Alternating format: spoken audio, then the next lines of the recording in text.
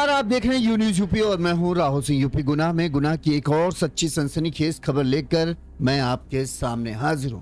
Kanpur police ने 15 अगस्त के दिन एक ऐसा बड़ा काम किया है कि एक तरीके से उन्होंने एक आदमी की हत्या होने से पहले उसे बचा लिया। दरअसल कानपुर पुलिस ने 15 अगस्त के दिन जब चेकिंग चल रही थी तो इस दौरान पुलिस ने सघन चेकिंग के दौरान एक आदमी को पकड़ा जिसके पास से तमंचा और 3 कारतूस पुलिस ने बरामद किए। अब उससे पूछताछ जब की गई तो एक ऐसा खुलासा हुआ जिसने कहें पुलिस को भी हैरान कर दिया कि वो आदमी दरअसल तमंचा और कारतूस लेकर अपने शिकार की तलाश में निकला था और उसका यह था कि 15 अगस्त के दिन उसे अपने सगे मामा को आज़ादी दे देनी है इस दुनिया से। इस इरादे से वो तमंचा लेकर घर से निकला था, लेकिन इससे पहले वो अपने मकसद में कामयाब हो पाता पुलिस ने उसे गिरफ्तार कर लिया। उसके पास तमंचा और 3 जिंदा कारतूस पुलिस ने बरामद कर लिए। इस खबर को सुनकर आप हैरान रह जाएंगे किस तरह से जो है प्यार में अंधे होकर जो आजकल के युवा हैं वो रिश्तों की मर्यादा को तार तार कर रहे हैं, वो रिश्तों की जो अहमियत है उनको खत्म कर रहे हैं। कानपुर में इश्क की ऐसी कहानी सामने आई है जिसने रिश्तों की सारी हदें पार कर दी। मामी से 2 साल के अफेयर और फिर मामा का जो है भांजा जो है वो मामा का सबसे बड़ा दुश्मन बन गया, यानी मामी के प्यार के लिए सगे मामा से दुश्मनी। कहानी यहां तक की पहुंच गई कि मामा ने जहां भांजे को मारने के लिए कुल्हाड़ी खरीद ली तो वहीं भांजे ने मामा को अपने मामी से इश्क के लिए मामा को रास्ते से हटाने के लिए तमंचे और 3 कारतूसों का इंतजाम कर लिया। इसके बाद था मौके की तलाश। भांजा मौके की तलाश में था कि जैसे ही मामा उसे मिले वो उसे मौत के घाट उतार देगा। वहीं मामा ने तो सिर्फ धमकी दी थी। कहते कि भांजे ने 15,000 रुपए में तमंचा खरीदा था और वो पूरी तैयारी के साथ मामा के घर भी पहुंचा, लेकिन आखिरी समय में पता नहीं न जाने कैसे उसका मन डोल गया और उसने मामा की हत्या नहीं की। लेकिन कहते हैं कि उसने इरादा नहीं बदला था, उसने बस दिन बदल दिया था। 14 अगस्त को पहले मामा की हत्या करने की योजना थी, लेकिन अंत समय में भांजे ने कहा नहीं, 14 अगस्त नहीं, 15 अगस्त जब देश आजादी का जश्न मना रहा होगा तब मैं भी अपनी प्रेमिका अपनी मामी को अपने मामा के कहर से आजाद करूंगा और दुनिया से मामा को विदा कर दूंगा। लेकिन इससे पहले भांजा अपने प्लान में कामयाब होता, पुलिस ने इसे दबोच लिया।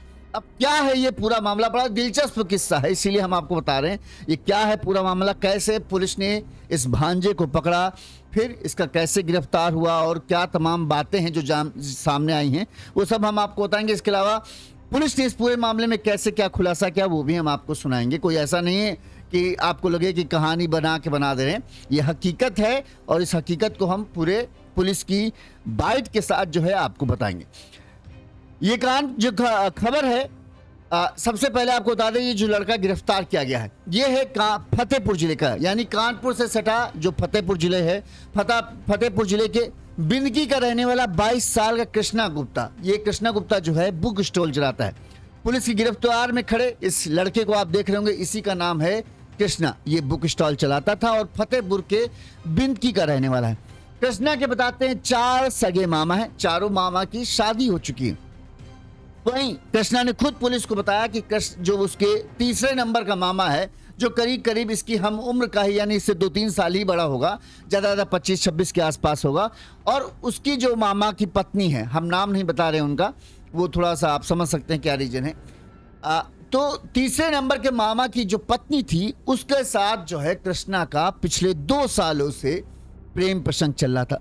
प्रेम इस कदर की सारी सीमाएं टूट चुकी थी और कहें भले ही रिश्ते में जो वो है सगी मामी इसकी लगती थी, लेकिन कृष्णा दिल में ही उसे अपना समझता था और ये मानता था कि वो सिर्फ उसकी है और किसी की नहीं।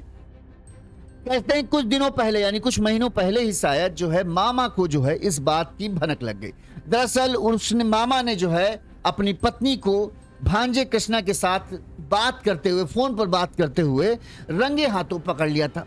इसके बाद जो है मामा और मामी के बीच में जमकर झगड़ा हुआ और इस बात को लेकर जो है कृष्णा और उसके मामा में भी खूब कहासुनी हुई थी, लेकिन अभी तक मामला घर के अंदर ही तक था। तो मामा ने अपनी पत्नी को समझाया कैसा है बात नहीं करना, इधर भांजे को फटकार लगाई कि अपनी हद में रहो, समझो क्या कर रहे हो, गलत है, ये जो चीज़ें हैं इससे समाज में कितनी बदनामी होगी। लेकिन कहते हैं कि इश्क का भूत ऐसा होता है कि आसानी से नहीं उतरता, चाहे मारो, चाहे पीटो, चाहे दरिया में फेंक दो, चाहे आग लगा दो, लेकिन इश्क अगर दिल में घुस गया तो वो फिर निकलने वाला नहीं है, उसके लिए तुम किसी भी हद तक चले हो।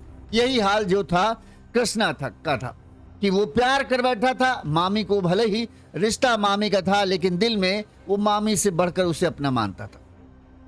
कहते हैं कि इसी प्रेम संबंध, इसी अवैध संबंध को लेकर 14 अगस्त को एक बार फिर से कृष्णा के मामा मामी के बीच में इसी बात को लेकर, यानी इन्हीं प्रेम संबंधों को लेकर मामा मामी के बीच में झगड़ा हुआ।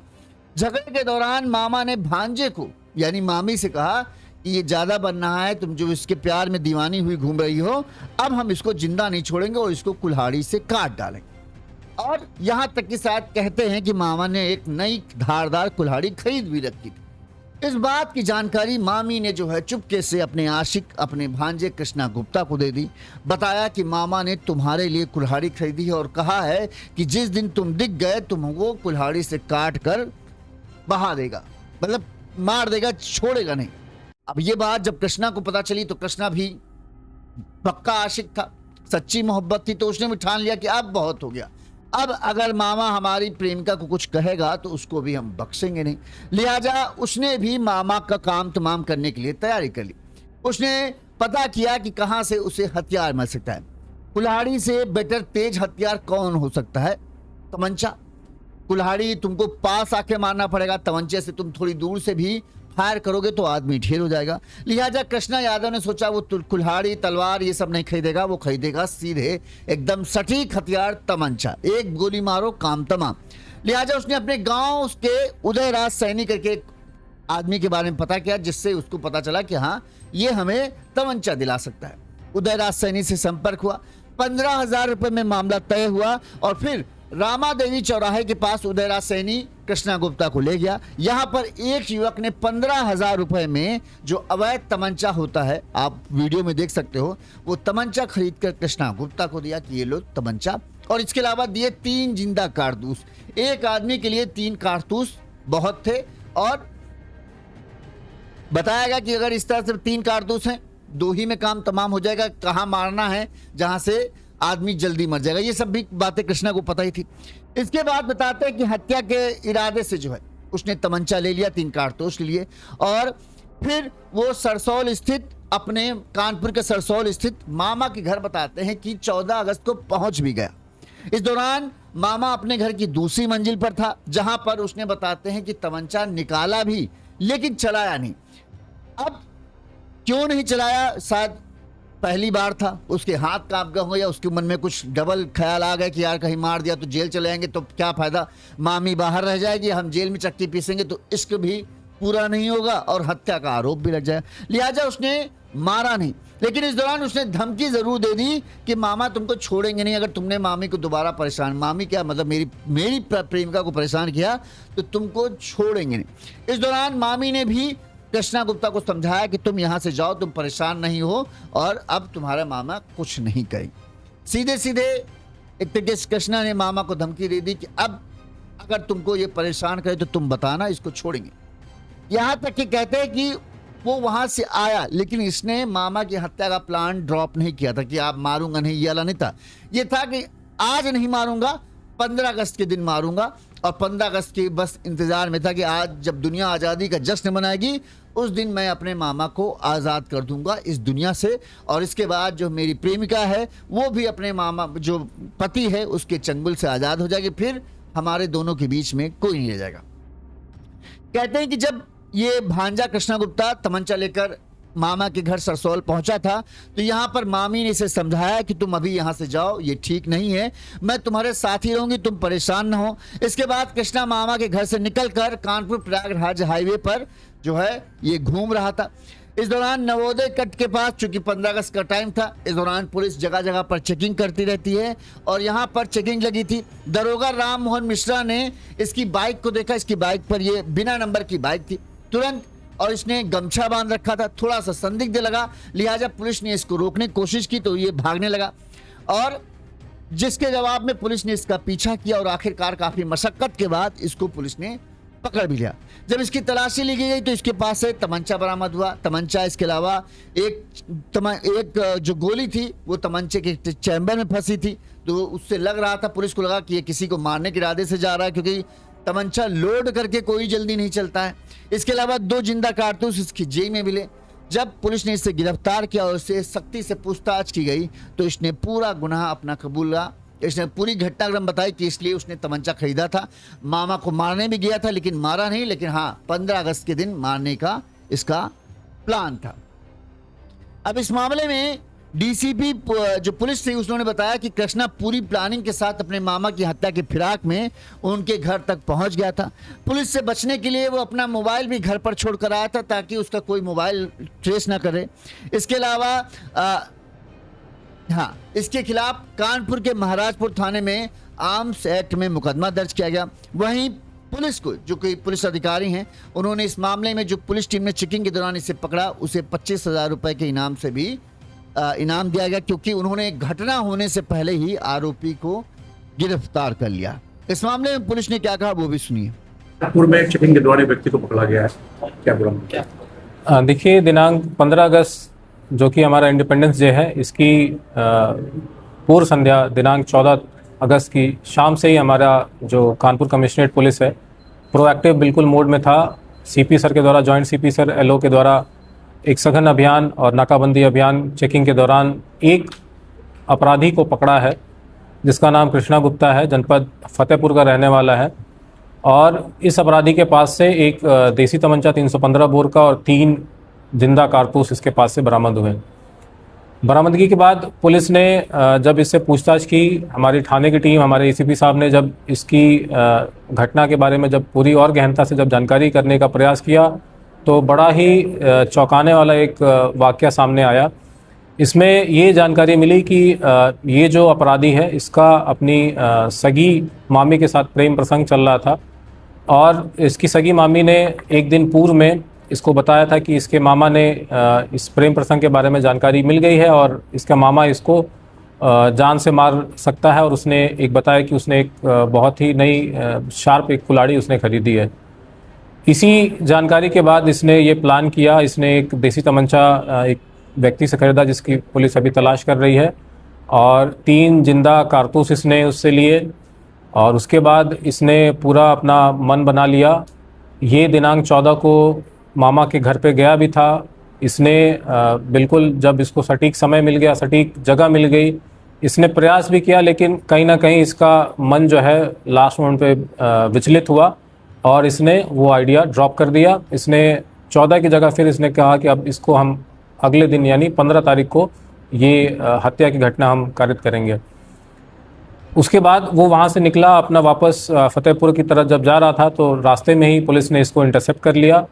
अगर पुलिस ने इसको इंटरसेप्ट नहीं किया होता तो इसके द्वारा एक जघन्य अपराध, हत्या जैसा अपराध कारित किया जाता। और इसकी प्लानिंग इतनी इस स्तर पे थी कि इसने पहले से ही अपना जो मोबाइल था वो फतेहपुर में ये छोड़ कर आया था कि इन केस अगर ये घटना करता है तो उसके बाद सबसे पहले पुलिस जो, चूँकि इसको पता था कि सबसे पहले पुलिस वहाँ का टावर डंप उठाएगी, CTR चेक करेगी, तो इसने पहले से ही ये प्लानिंग बना रखी थी कि मोबाइल जब मेरा रहेगा नहीं तो पुलिस उसको पकड़ नहीं पाएगी। तो पुलिस ने बहुत ही शानदार एक गुड वर्क किया है। ना ही एक सिर्फ तमंचे को इसने पुलिस ने पकड़ा है बल्कि एक हत्या जैसा अपराध जो कि अपराधी के द्वारा कारित किया जा सकता था उसको रोका है। इस पूरी कार्रवाई के लिए मेरे द्वारा पूरी टीम को 25,000 रुपये का इनाम घोषित किया जाता है। कृष्णा गुप्ता की गिरफ्तारी से मामा ने कुछ दिन की राहत सांस जरूर ली होगी, चलो जान बची, क्योंकि इसके दिल पर, इसके दिमाग में तो इसका बुखार चढ़ा हुआ था, समझ रहा नहीं था। लेकिन यह है कि आर्म्स एक्ट की ही धारा लगी, तो ऐसी कोई धारा नहीं है कि जिससे इसकी वजह से हो कि इसको जल्दी जमानत नहीं मिलेगी। जमानत मिल जाएगी क्योंकि इसने हत्या की नहीं और ये अवैध हथियार रखने का मामला है, तो ये इतनी बड़ा कोई संगीन मामला नहीं है कि ज़्यादा देर लगे इसको छूटने में। कुछ दिनों में जहर ये बाहर हो जाएगा।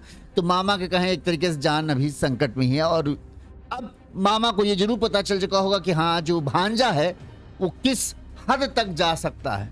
अब मामा अपने बचने के बारे में 2 ही रास्ते हैं, या तो भाई वो मामी से रिश्ता ख़त्म करे या फिर अपना ठिकाना बदल ले ताकि जो इसको ना पता हो, लेकिन जब मामी से बातचीत होती रहती है तो जाहिर सी बात है मामा का ठिकाना पता लगाने में देर नहीं लगी। वहीं सबसे बड़ी बात है कि इस कृष्णा गुप्ता की मां के ऊपर समझो इस समय क्या गुजर रही, कितनों के सामने उसका सिर जो है अपने बेटे की वजह से जो है शर्म से झुक रहा होगा कि बताओ, ये हमारे ही सगे भाई, एक मां का क्या हो रहा होगा कि हमारा बेटा हमारे ही सगी भाई की पत्नी के साथ जो है प्रेम संबंधों में। अब इस तरह के रिश्तों को एक अच्छे समाज में कभी कोई नहीं स्वीकार करेगा, लेकिन आजकल पता नहीं क्या होता जा रहा है कि लोग अपने ही घरों में जो है इतने ज्यादा अवैध संबंध, इतने ज्यादा अनैतिक संबंधों में कैसे पड़ते जा रहे। 22 साल की उम्र है और एक शादीशुदा महिला के साथ प्रेम प्रसंग में पड़ गए, और वो भी सगा मामा सगी मामी है। सगा मामा सगा मामी, जो सगे में रिश्ते होते हैं उन सबको कितना इज्जत दी जाती है कि हाँ चाहे छोटा हो या बड़ा हो, मामा है मामा है, मतलब उसकी अलग इज्जत होती है कि माँ का भाई है भाई, उससे प्यार दुलार सब है। लेकिन इस तरह की बातें तो कभी कोई सपने में भी नहीं सोचता। पता नहीं कैसे ये आजकल की औलादें हो रही हैं कि ये सारी मान मर्यादा इज्जत समाज इन सब की परवाह किए बगैर किसी भी हद तक चले जाते हैं। इनको रत्ती भर भी नहीं शर्म आती है कि ये सब चीजें जब बाहर आएंगी, और पता होता है कि आज नहीं कल इनके ये जब खुले तौर पर तुम इस तरह से मामा को मारने निकल जाओगे, उसके घर पहुंच जाओगे, धमकी दोगे, तरह की बातें होंगी, मामा मामी के बीच में तुम्हारे बीच में झगड़ा हो रहा होगा, तो क्या कि घर वालों तक बात नहीं पहुंची होंगी, घर वालों से बात ये क्या मोहल्ले तक नहीं पहुंची होंगी, और क्या मोहल्ले में इज्जत रह जाएगी उस घर की जिसमें ये हो कि अरे ये इसका तो अपने मामी के साथ ही प्रेम प्रसंग चल रहा है। तो जो क्या लोग सोचेंगे उस घर वालों के। कभी कोई उस घर के शख्स किसी शख्स को अपने घर बुलाना चाहेगा? कहेगा यार भैया इनसे दूर रखो, ये जब अपने घर वालों को नहीं बख्श रहे हैं तो हमारे घर वालों को क्या रखेंगे। कोई भी इस तरह के घर वालों से संपर्क नहीं रखना चाहता जहां पर इस तरह के अवैध रिश्तों की बातें सामने आने लगती।